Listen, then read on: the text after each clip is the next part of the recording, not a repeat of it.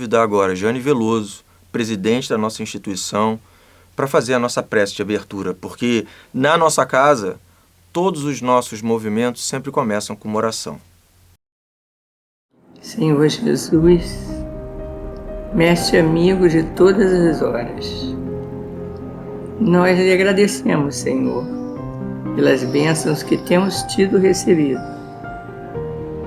A cada momento de nossa vida, durante esse percurso que nós temos feito durante esse ano, nós agradecemos toda a generosidade do plano espiritual que nos cobriu de bênçãos, nos intuiu, nos ajudou e fez com que nós pudéssemos chegar a esse dia tão importante quando festejamos os 60 anos de nossa casa e lançamos o livro com a sua história.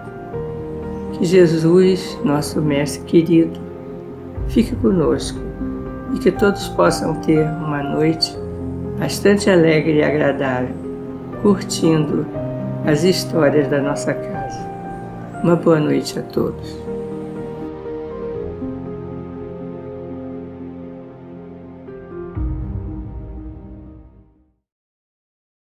Bom, agora vou chamar novamente meu amigo Fernando Leite para fazer mais um pouquinho de spoiler do nosso livro. Fernando, é contigo. Novamente, voltando aqui para a gente falar sobre o livro A Casa sobre a Rocha, do André Marinho. Eu gostaria de dizer que ele foi idealizado inicialmente com 150 páginas, mas quando o André começou a trazer os primeiros capítulos, nós vimos que seria impossível contar tanta história com 150 páginas. Então o grupo editorial resolveu aumentar o livro para 200 páginas. Mas mesmo assim não dava, porque a gente não tinha como conter essa vontade do André de escrever, de contar as histórias. Então nós remontamos o projeto com 300 páginas. Para ser mais exato, 296 páginas. E mais ou menos 100 fotos. Então é muito trabalho, né? Isso aumentou muito o nosso volume de trabalho. Para que vocês tenham uma ideia, nós já fizemos 2 revisões do livro e nesse momento estamos terminando a 3ª revisão do livro e isso mais ou menos justifica um pouco do porquê que a gente atrasou o livro, né? Porque ele deveria estar pronto em novembro e por isso também a gente pede desculpas às pessoas que compraram o livro ou fizeram a reserva do livro em outubro, na primeira live da gente. Mas o que eu posso dizer é que a gente já vai para a gráfica e esse livro vai estar pronto em janeiro. Então, provavelmente será um pequeno atraso para um grande projeto. Vai valer a pena. Aguardem só mais um pouquinho. Um abraço. Eu queria dar 2 avisos, que talvez sejam 3. O primeiro é que, como vocês estão observando, nós havíamos programado no dia 12 de dezembro de fazer uma live.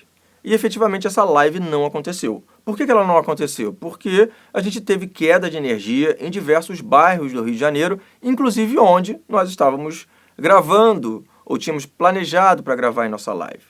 Então, nós conseguimos fazer toda a gravação, né? Obviamente não ao vivo, né? Mas toda a gravação, e o que você está assistindo é a transmissão dessa gravação, que nós fizemos e preparamos com todo carinho para vocês. Agora, um outro ponto que eu queria chamar a atenção aqui e que não me caiu a ficha quando a gente estava fazendo a live anterior, e aí realmente foi uma live em outubro, que a Escola Espírita Cristã Maria de Nazaré, com todas as tarefas a ela conectadas, o grupo de estudos espíritas Rita de Cássia, com as tarefas a ele conectadas, o grupo das quentinhas, né? E todas as tarefas conectadas, elas surgiram de um culto do lar. No dia 13 de dezembro de 1961, a nossa querida tia Vera, junto com as 2 filhas, Lígia e Heloísa, iniciaram um culto do lar. E, de maneira muito simbólica, nesse ano em que fazemos 60 anos, a nossa casa ampliou esse culto do lar. E hoje, através de 2 companheiros queridos, trabalhadores da casa, o Vélez e a Olegária, nós temos um culto do lar virtual, toda sexta-feira, no nosso canal do YouTube, às 20 horas. Eles recebem um convidado diferente. Na sexta passada, foi a querida Débora Monerá que esteve com eles. Então, o culto do lar que começou numa casa, no Leblon, mãe e 2 filhas, hoje, quando completamos 60 anos, nós expandimos ele para a rede. E se você não sabe fazer o culto do lar, fica aqui o convite. Venha fazer o culto do lar conosco. Toda sexta-feira, às 20 horas, Vélez e Olegária vão receber vocês no nosso canal do YouTube, numa transmissão ao vivo, sempre com um convidado. Mas se esse não for o melhor horário para você, você pode entrar no canal, no horário que for melhor, assistir a gravação e fazer o culto do lar. Relembrando agora, né, já mais senhor da história da nossa casa, relembrando também esse início. Chegamos agora mais ou menos à metade desse nosso bate-papo. E eu tenho aqui comigo André Marinho, o autor do livro A Casa sobre a Rocha. Muito bonita a capa, né? Ficou bonita. Ficou bem bonita. André, a gente ouviu aqui a Janete Riedel falando sobre aportar, né? Cantou a música, né? O hino da nossa casa, e tem lá um verso que fala que um dia que eu aportei, né? Eu aportei no Rita em abril de 1990. Quando que você aportou no Rita? Em 1994. 94? É. Quais foram as primeiras conexões? Como é que foi isso? Quem te levou? Por que você foi para lá? Eu fui para lá porque eu tinha já curiosidade sobre vida após a morte. Eu era muito novo, né? Eu ia comentar isso.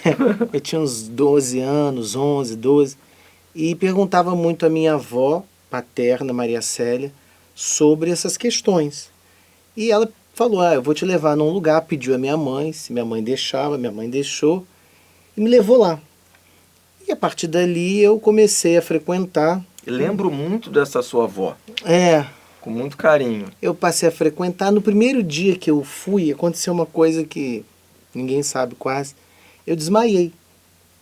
Eu cheguei lá, eu tive um desmaio. Você foi assistir uma reunião pública? Fui assistir uma reunião pública e tive um desmaio mesmo. Você até estava lá na reunião de sábado. Reunião de sábado, verdade.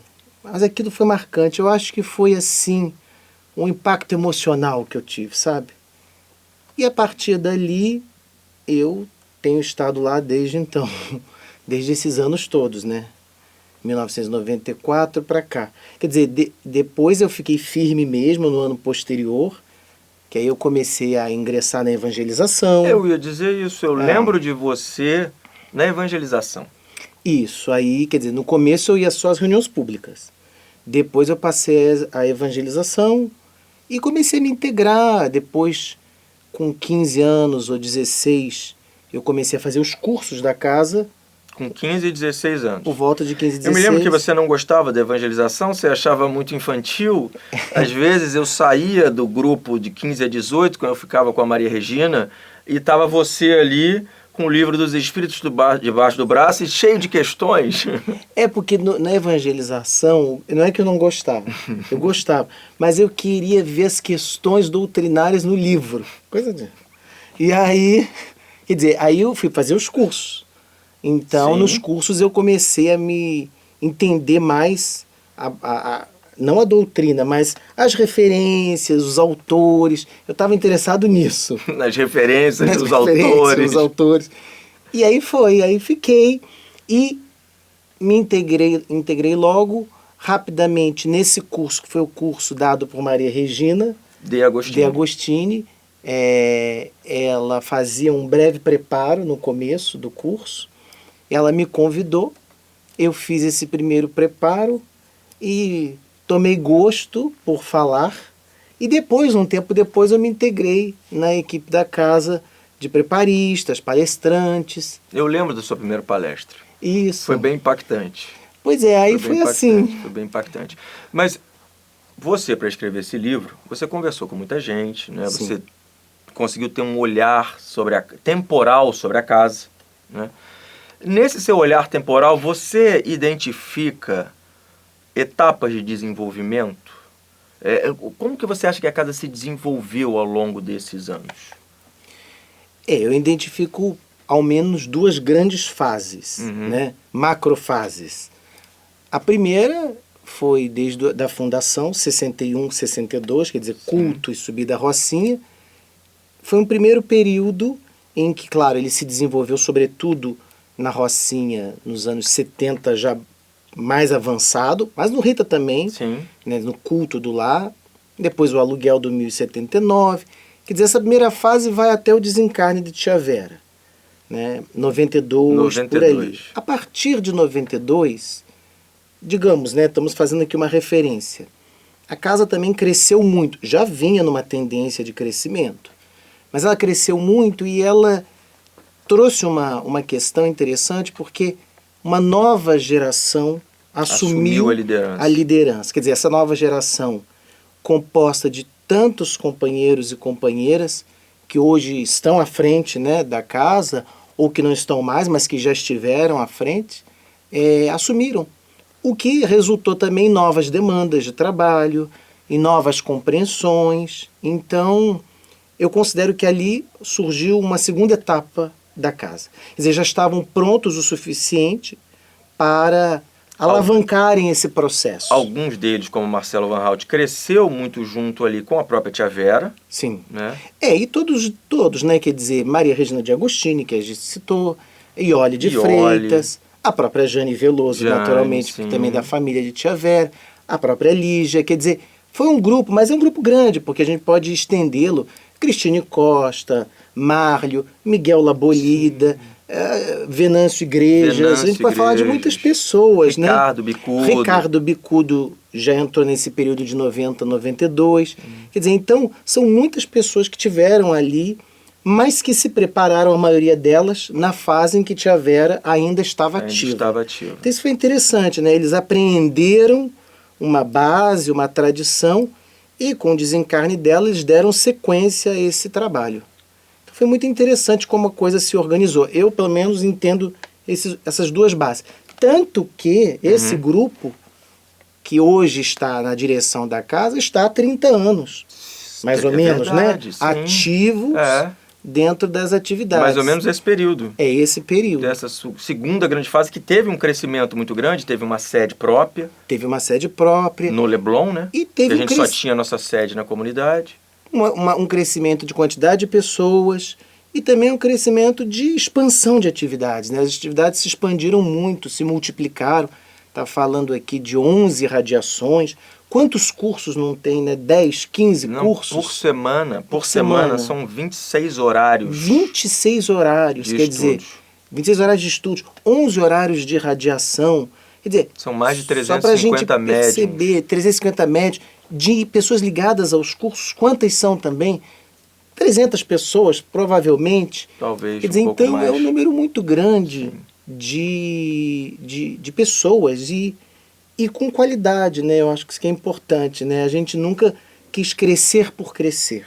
A gente sempre cresceu dentro de uma demanda que aconteceu e dentro de uma responsabilidade, né? Saber crescer, é possível fazer, como fazer, vamos dar conta de fazer, temos pessoas hábeis ou não. Quer dizer, tudo foi muito escolhido e pensado. Então eu acho que é um período bastante amadurecido nesse sentido. E agora deixa eu te fazer uma outra pergunta. Faça.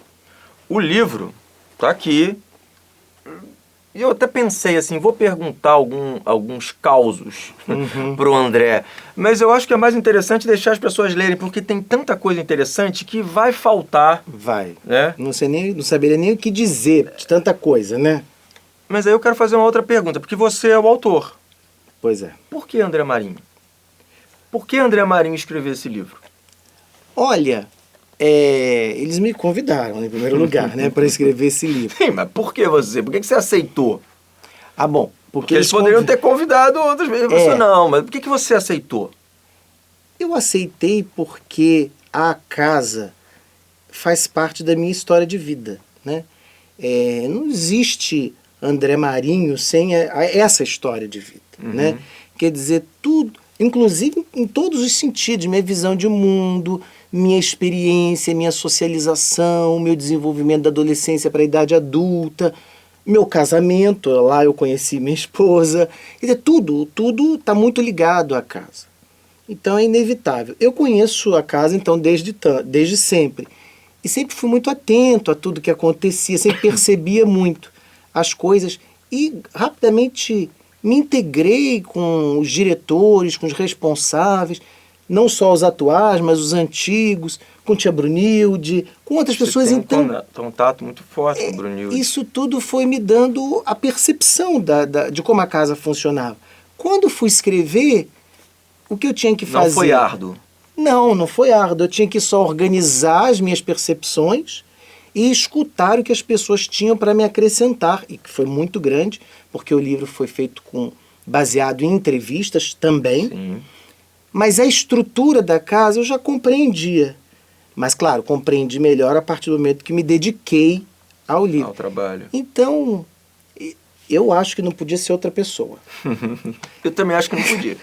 E acho isso com muita alegria, por sinal. Eu fico feliz, vou dizer até uma palavra assim, honrado por, ao menos esse legado eu deixar na minha vida, ter escrito e composto esse trabalho. É uma bela obra. Entendeu? É uma bela obra. Uma bela obra. Fico feliz porque acho que é uma gratidão de tudo de imensurável que eu já recebi, continuo recebendo, e sei que isso é uma estrutura espiritual, isso é uma família, isso é um núcleo, isso não tem começo nem fim. Não é 92, 94, 2025, não tem. Isso é a nossa história, a nossa relação espiritual. Legal, André. Mais uma vez, muito obrigado. Obrigado. O César e o Fernando ainda não confirmaram, mas eu tenho certeza que eles vão confirmar que a gente ainda vai ter um outro evento para autógrafo do livro, quando a gente fizer o lançamento, um evento no Rita, um evento na escola, para que você possa assinar o livro, possa autografar o livro. Isso. E as pessoas precisam comprar o livro. E as pessoas precisam comprar o livro para Comprem conhecer o a livro. história. Para conhecer a história, para entenderem aonde elas estão. Para verem fotos nossas Fotos também. lá atrás. Entenderem aonde elas estão metidas, a tradição, sabe, as Verdade. possibilidades. Elas precisam ler o livro, não por André Marinho. Elas precisam ler o livro para elas poderem se imbuir do espírito da casa com mais apropriação, porque ali estão as nossas referências. E somos, de certa forma, né, nós que fazemos a casa. Claro. Todos aqueles que lá estão a compõem. Ao longo desse bate-papo de hoje, eu conversei já com 2 grupos, vou conversar agora com outros 2, depois de você. E são pessoas que cresceram, se desenvolveram, se engajaram e hoje em dia conduzem tarefas na casa. Então a casa é um somatório de pessoas, né? Sim, o livro, só para terminar, ele foi escrito por mim, porque alguém tinha que escrever, né? Mas o que está no livro é o que as pessoas fizeram e fazem. Isso é que é importante. E é muito bom se conhecer o que se fez, como se está fazendo, até para a gente saber como continuar a fazer ou melhorar no futuro. Legal. Mais uma vez, obrigado. Obrigado. E agora eu vou convidar você e a todas as pessoas que estão nos assistindo a ouvirem conosco uma reflexão, um texto que a Maria Regina de Agostini separou para nós. Nossa prece, Maria Dolores. Ampara-nos, Senhor, este repouso de amor, em que a paz nos descansa, porto, refúgio, lar, em que podemos cultivar as bênçãos da esperança. Perante a caridade por dever, faze-nos perceber que nesta casa em que nos aconchegas, a todos nos entregas a bendita oficina que nos renove a fé na bondade divina.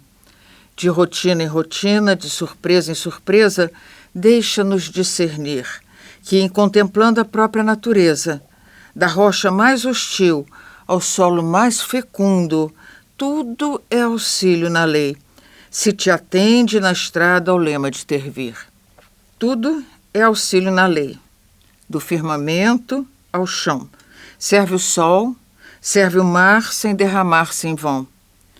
O tronco não devora os frutos que oferece. A fonte ajuda e passa em sussurros de prece. O vento ampara a flor perfuma a vida. Faz-se pão e celeiro a semente esquecida. Ajuda-nos, Senhor, a repartir o bem, sem traçar condições, sem perguntar a quem. Aspiramos a ser contigo dia a dia, bálsamo, reconforto, união, alegria. Agasalho do templo e coração da escola, o prato que alimenta e o verbo que consola. Concede-nos o dom de cooperar contigo, trabalhar e seguir pelo teu braço amigo, tanto à luz do porvir quanto na luz de agora. Fazes por fim, Senhor, que a nossa casa seja, hora por hora, um caminho de fé para o reino do amor.